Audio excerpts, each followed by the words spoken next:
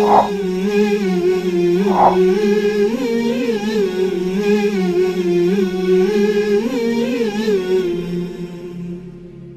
اللہ الرحمن الرحیم ان الحمدللہ والصلاة والسلام علی رسول اللہ اما بعد۔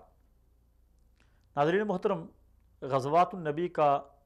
سلسلہ وار پروگرام آپ دیکھ رہے ہیں، غزوات النبی۔ اس سے پہلے ہم نے کچھ غزوات کا ذکر کیا اور کچھ سرایا کا ذکر آپ کی خدمت میں پیش کیا۔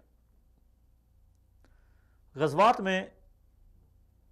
بدر کی طرف 2 یا 3 غزوات منسوب ہیں۔ ایک غزوے کو غزوہ بدر اولا بھی کہا جاتا ہے اور بدر اولا بھی کہا جاتا ہے۔ اس غزوے کا نام غزوہ صفوان بھی ہے، چونکہ اس غزوے میں لڑائی کی نوبت پیش نہیں آئی تھی، اس لیے تاریخ میں بہت زیادہ مشہور نہیں ہے۔ اور جو غزوہ بدر تاریخ میں مشہور ہے، جس کا ذکر قرآن میں بھی ہے، تاریخ کی کتابوں میں بھی ہے، رسول اللہ صلی اللہ علیہ وسلم کی متعدد احادیث میں بھی ہے، اور جس غزوے میں شریک لوگوں کے لیے جنت کا الگ سے وعدہ بھی ہے، وہ غزوہ بدر کبریٰ کہلاتا ہے۔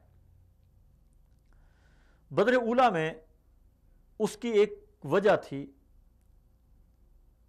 مدینہ منورہ کے قریب ایک علاقہ ہے، ایک پہاڑی چراگاہ تھی، جہاں حضرات صحابہ اکرام رضوان اللہ علیہم اجمعین اپنے اونٹ چرنے کے لیے چھوڑ کر آ جایا کرتے تھے۔ یہاں پہ مکہ کے سرداروں میں سے ایک سردار قرظ ابن جابر فہری نے چھاپا مارا، جو مسلمانوں کی چراگاہ تھی، اس چراگاہ کے اوپر، اور یہاں سے بہت سارے مسلمانوں کے اونٹ اپنے ساتھ لے کر چلا گیا، تاکہ مسلمانوں کو معاشی طور پہ کمزور کیا جا سکے۔ حضور صلی اللہ علیہ وسلم کو جب اس بات کا علم ہوا تو حضور صلی اللہ علیہ وسلم نے مدینہ میں حضرت زید ابن حارثہ رضی اللہ تعالی عنہ کو اپنا خلیفہ بنایا اور ایک قافلہ تیار کیا، جس کا علم حضرت علی المرتضیٰ رضی اللہ تعالی عنہ کے ہاتھ میں دیا، اور قرظ ابن جابر فہری کے تعاقب میں نکل پڑے مسلمان۔ اور بدر کے قریب ایک مقام ہے صفوان، وہاں تک رسول اللہ صلی اللہ علیہ وسلم نے اس کا پیچھا کیا، مگر یہ ہاتھ نہ آیا، اور وہاں رسول اللہ صلی اللہ علیہ وسلم کچھ قیام کرنے کے بعد واپس آ گئے۔ اس لیے چونکہ بدر کے مقام کے قریب تھا، اس لیے اس غزوے کا نام غزوہ بدر اولا بھی پڑا ہے، اور صفوان عین اس مقام کا جہاں تک رسول اللہ صلی اللہ علیہ وسلم گئے تھے، اس لیے اس غزوے کا نام غزوہ صفوان بھی ہے۔ لیکن 2 ہجری میں ایک اور بڑا معرکہ پیش آیا، جس معرکے کا نام غزوہ بدر پڑا۔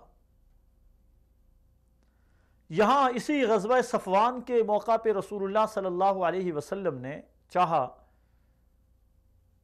کہ قریش مکہ کا وہ لشکر اور وہ قافلہ جو تجارت کی غرض سے مکہ سے شام جا رہا ہے، اس سے اس مقام پر لے لیا جائے، لیکن رسول اللہ صلی اللہ علیہ وسلم کے وہاں پہنچنے سے پہلے وہ لشکر جا چکا تھا، اس لیے رسول اللہ صلی اللہ علیہ وسلم نے اس لشکر کے واپس آنے کا انتظار کیا۔ بعض مورخین نے لکھا ہے کہ رسول اللہ صلی اللہ علیہ وسلم دوبارہ مدینہ آ گئے، اور مدینہ آنے کے بعد رسول اللہ صلی اللہ علیہ وسلم نے غزوہ بدر کی تیاری کی۔ رسول اللہ صلی اللہ علیہ وسلم کو بذریعہ وحی بتا دیا گیا تھا کہ 2 لشکروں میں سے ایک لشکر پہ اللہ تعالیٰ آپ کو ضرور فتح نصیب فرمائے گا۔ جب مسلمانوں سے مشورہ کیا گیا تو مسلمانوں کی اکثریت کا مشورہ یہ تھا کہ ہمیں میدان میں نکل کر مقابلہ کرنا چاہیے،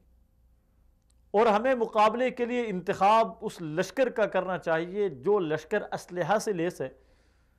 تاکہ ہمیں اپنی جرت ایمانی کا مظاہر کا موقع ملے۔ کچھ لوگوں کی خواہش تھی کہ ہمیں قافلے کے تعاقب میں نکلنا چاہیے، چونکہ ان کے پاس مال تجارت ہے، ہمیں اس کا فائدہ بھی ہو جائے گا اور ہمیں بہت سارا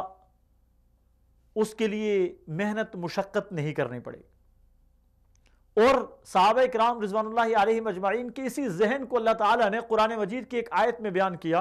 وَإِذْ يَعِدُكُمُ اللَّهُ إِحْدَى الطَّائِفَتَيْنِ أَنَّهَا لَكُمْ وَتَوَدُّونَ أَنَّ غَيْرَ ذَاتِ الشَّوْكَةِ تَكُونُ لَكُمْ وَيُرِيدُ اللَّهُ أَن يُحِقَّ الْحَقَّ بِكَلِمَاتِهِ وَيَقْطَعَ دَابِرَ الْكَافِرِينَ۔ کہ اللہ تعالیٰ نے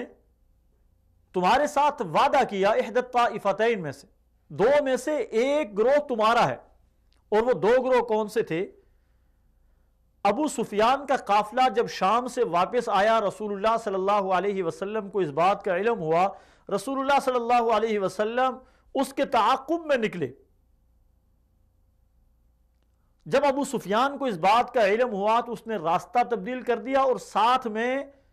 مکہ میں ابو جہل کے پاس یہ پیغام بھیج دیا کہ مسلمان میرے قافلے کو لوٹنے کے لیے آ رہے ہیں، اس لیے وہاں سے میری مدد کے لیے لشکر بھیجو۔ چونکہ قریش مکہ پہلے سے اس بات پہ تیار بیٹھے تھے کہ کسی طرح مدینے والوں کا قلع کما کر دیا جائے، مدینے والوں کو صفحہ ہستی سے مٹا دیا جائے، اس لیے ایک لشکر جرار تیار کر کے وہ مدینے والوں کے مقابلے میں نکلے۔ ان کی تعداد تقریباً 1000 کے قریب تھی، اور ان کے پاس سامان جنگ تھا، ان کے پاس ہتھیار تھے، ان کے پاس سواریاں تھیں، ان کے پاس لڑنے والے بہادر جوان تھے، اور ان کے پاس سامان سفر بھی بہت بڑی تعداد میں موجود تھا۔ جبکہ رسول اللہ صلی اللہ علیہ وسلم چونکہ بنیادی طور پہ لڑائی کے لیے نہیں نکلے تھے، اس لیے مسلمانوں کے پاس چند ایک اونٹ تھے، اور انہی پہ بھاری بھاری مسلمان سفر کرتے تھے۔ اس کے علاوہ مسلمانوں کے پاس نہ تو اسلحہ تھا، نہ مسلمانوں کے پاس کھانے پینے کا سامان تھا، نہ مسلمانوں کے پاس سواریاں تھیں۔ لیکن رسول اللہ صلی اللہ علیہ وسلم کی معیت تھی، اور مسلمانوں کو اس بات پہ پختہ یقین تھا کہ اللہ تعالیٰ کی مدد ہمارے ساتھ ہو۔ اس لیے مسلمان جذبہ ایمانی کے ساتھ نکلے۔ رسول اللہ صلی اللہ علیہ وسلم نے اس سفر کے دوران ایک خواب دیکھا، اور اس خواب کو اللہ تعالیٰ نے قرآن مجید میں بیان کیا، اذ یریکہم اللہ فی منامک قلیلا ولو اراکہم کثیرا لفشلتم۔ کہ اس وقت کو یاد کرو جب اللہ تعالیٰ نے تمہیں تمہاری نیند میں کفار کے لشکر کی تعداد بہت تھوڑی بتائی۔ رسول اللہ صلی اللہ علیہ وسلم نے صحابہ اکرام کو اعتماد دلایا کہ کفار بہت بڑی تعداد میں نہیں ہے۔ اسی طرح حضرات صحابہ اکرام رضوان اللہ علیہم اجمعین کو بھی اللہ تعالیٰ نے عین لڑائی کے موقع پہ رات کو سلا دیا، نیند آ گئی، غشی طاری ہو گئی، جسے قرآن مجید میں اذ یغشیکم النعاس کے الفاظ سے یاد کیا ہے۔ اور دوسری جگہ میں اللہ تعالیٰ نے ارشاد فرمایا وَإِذْ يُرِيكُمُوهُمْ إِذِ الْتَقَيْتُمْ فِي أَعْيُنِكُمْ قَلِيلًا وَيُقَلِّلُكُمْ فِي أَعْيُنِهِمْ لِيَقْضِيَ اللَّهُ أَمْرًا كَانَ مَفْعُولًا۔ کہ یاد کرو اس وقت کو اے مسلمانوں کے گروہ جب اللہ تعالیٰ نے تمہاری نگاہوں میں ان کو تھوڑا دکھلایا اور ان کی نگاہوں میں تمہیں تھوڑا دکھلایا۔ اب ایک بات، ایک حکمت تو یہاں پر عام سمجھ آتی ہے کہ اللہ تعالیٰ نے مسلمانوں کو قریش کی تعداد کم بتائی، اہل مکہ کی تعداد کم بتائی تاکہ مسلمان گھبرا نہ جائیں، لیکن یہاں یہ ارشاد فرمایا کہ کفار کو بھی تمہاری تعداد کم بتائی، لِيَقْضِيَ اللَّهُ أَمْرًا كَانَ مَفْعُولًا۔ اس کی حکمت اللہ تعالیٰ نے یہ بیان کی کہ اگر تمہاری تعداد ان کو زیادہ دکھائی جاتی تو وہ شاید میدان چھوڑ کر بھاگ جاتی، لیکن اس میدان میں اللہ تعالیٰ نے ایک اور فیصلہ کرنا تھا، اور جو بعد میں ہو کر رہا اور ساری دنیا نے دیکھا۔ بدر کے مقام پہ کفار کا لشکر اور مسلمانوں کا لشکر آمنے سامنے ہوئے، جسے قرآن مجید نے بیان کیا اذ انتم بالعدوۃ الدنیا وهم بالعدوۃ القصویٰ والرکب اسفل منکم۔ کہ آپ اس کنارے پر تھے بدر میں جو مدینہ سے زیادہ قریب ہے، اور کفار اس سائڈ پہ تھے جو مدینہ سے بہت دور ہے، یعنی مدینہ کی طرف مسلمان تھے، دوسری مخالف سمت پہ کفار تھے۔ بدر کے مقام پہ اللہ تبارک و تعالی کی مدد اور نصرت کے جو مظاہر مسلمانوں نے دیکھے، اس سے ان کے ایمان میں تازگی بھی ہوئی، ایمانی کیفیات میں بڑھوتری بھی ہوئی، اور ان کا ایمان اور زیادہ مضبوط ہوا۔ اللہ تعالیٰ کی غیبی نصرت اور مدد مسلمانوں کے ساتھ شامل حال رہی، اور اس غیبی مدد اور نصرت کو اللہ تعالیٰ نے قرآن مجید میں مختلف مقامات پہ بیان کیا۔ ایک تو ارشاد فرمایا وَلَقَدْ نَصَرَكُمُ اللَّهُ بِبَدْرٍ وَأَنْتُمْ أَذِلَّةٌ، اللہ تعالیٰ نے بدر کے مقام پہ تمہاری مدد کی، تم کمزور تھے۔ اور دوسری جگہ اللہ تبارک و تعالیٰ نے خود جو مسلمان اللہ تعالیٰ سے مدد مانگ رہے تھے، اِذْ يُغَشِّيكُمُ النُّعَاسَ اِذْ تَسْتَغِيثُونَ رَبَّكُمْ، یاد کرو اس وقت کو جب تم اپنے رب سے مدد مانگ رہے تھے۔ یہاں ایک بات تو یہ سمجھ آتی ہے کہ حالات جیسے کیسے بھی ہوں، مدد کرنے والی ذات صرف اللہ تعالیٰ کی ہے،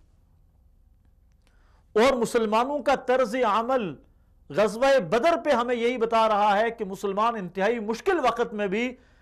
ان کا مطمع نظر اللہ تعالیٰ کی ذات ہوتی ہے کہ اللہ کے علاوہ مدد کرنے والا اور کوئی بھی نہیں، اور اللہ نے خود بھی ارشاد فرمایا وَمَن نَّصْرُ إِلَّا مِنْ عِنْدِ اللَّهِ، کہ مدد صرف اللہ تبارک و تعالیٰ کی طرف سے ہوتی ہے۔ صحابہ اکرام کے عمل کو بھی اللہ تعالیٰ نے قرآن میں بیان کیا اِذْ تَسْتَغِيثُونَ رَبَّكُمْ، جب تم اپنے رب سے مدد طلب کر رہے تھے۔ اور خود رسول اللہ صلی اللہ علیہ وسلم کے بارے میں آتا ہے کہ غزوہ بدر کی رات، یعنی غزوہ بدر سے پہلے جو رات تھی، حالانکہ میدان جنگ میں نیند انسان سے کوسوں دور ہوتی ہے، صحابہ اکرام کو نیند آگے سب سو گئے۔ حضرت علی المرتضیٰ رضی اللہ تعالیٰ عنہ ارشاد فرماتے ہیں کہ سوائے حضور اکرم صلی اللہ علیہ وسلم کے، کہ آپ صلی اللہ علیہ وسلم اپنے خیمے میں اللہ تعالیٰ کے حضور گریہ وزاری کر رہے تھے، اللہ تعالیٰ سے مانگ رہے تھے۔ اور سیدنا صدیق اکبر رضی اللہ تعالیٰ عنہ کے بارے میں آتا ہے کہ آپ نے حضور صلی اللہ علیہ وسلم کی اس دعا کو بھی نقل کیا ہے کہ آپ صلی اللہ علیہ وسلم دعا کیا کر رہے تھے، اللہم ان تہلک ہذہ العصابہ لا تعبد بعد اليوم، کہ یا اللہ اگر آج یہ صحابہ اکرام جو میں اپنے ساتھ لے کر آیا ہوں تیرے راستے میں کٹ گئے، مار دیے گئے، لا تعبد بعد اليوم یا لا تعبد فی الارض، کہ آج کے بعد زمین پر تیرا نام لیوا کوئی بھی باقی نہیں رہے گا۔ تو صحابہ اکرام بھی اللہ سے مدد مانگ رہے ہیں، حضور پاک صلی اللہ علیہ وسلم بھی اللہ تبارک و تعالیٰ کی ذات سے مدد مانگ رہے ہیں۔ اس بدر کے مقام پہ اللہ تبارک و تعالیٰ کی مدد عجیب انداز میں نازل ہوئی، اور اس مدد کو اللہ تبارک و تعالیٰ نے قرآن مجید کے اندر بیان کی۔ ارشاد فرمایا اذ تستغیثون ربکم فاستجاب لکم انی ممدکم بألف من الملائکۃ مردفین، کہ جب تم اللہ تعالیٰ سے مدد مانگ رہے تھے تو اللہ تعالیٰ نے تمہاری مدد کی 1000 فرشتوں کے ذریعے۔ یہ فرشتے صرف اس لیے نہیں آئے تھے کہ میدان میں مسلمانوں کے ساتھ شریک ہو گئے اور روحانی قوت عطا کی، بلکہ ذاتی طور پہ یہ فرشتے مسلمانوں کی طرف سے لڑے ہیں، اور فرشتوں نے اپنے ہاتھوں کے ساتھ کئی کفار کو قتل کیا۔ غزوہ بدر میں اور بہت ساری مدد اور نصرت ہے جو مسلمانوں کو اللہ تبارک و تعالیٰ کی طرف سے حاصل ہوئی ہے، جس کو انشاءاللہ العزیز ہم اپنے آئندہ پروگرام میں بیان کریں گے، جسے اللہ تعالیٰ نے قرآن مجید کی اس آیت میں بھی بیان کیا اِذْ يُغَشِّيكُمُ النُّعَاسَ أَمَنَةً مِّنْهُ وَيُنَزِّلُ عَلَيْكُم مِّنَ السَّمَاءِ مَاءً لِّيُطَهِّرَكُم بِهِ وَيُذْهِبَ عَنكُمُ الرِّجْسَ، یعنی یہ بہت سارے انعامات اور اللہ تعالیٰ کی مدد کے مظاہر ہیں جسے اللہ تعالیٰ نے قرآن مجید میں بیان کیا۔ غزوہ بدر میں کیا معرکہ پیش آیا اور غزوہ بدر میں مسلمانوں کو کیا کامیابی حاصل ہوئی، اللہ تعالیٰ کی مدد کے کیا مظاہر مسلمانوں نے دیکھے، انشاءاللہ ہم اپنے آئندہ پروگرام میں اس کو بیان کریں گے۔ اللہ تعالیٰ ہمیں حضور اکرم صلی اللہ علیہ وسلم اور حضرات صحابہ اکرام سے سچی محبت نصیب فرمائے، اور اللہ تعالی ہمیں بدر کی وہ فضا آج بھی پیدا کرنے کی توفیق نصیب فرمائے جس کے بعد آسمان سے فرشتے مدد کو اترتے ہیں۔ والسلام علیکم ورحمۃ اللہ وبرکاتہ۔ Hmm.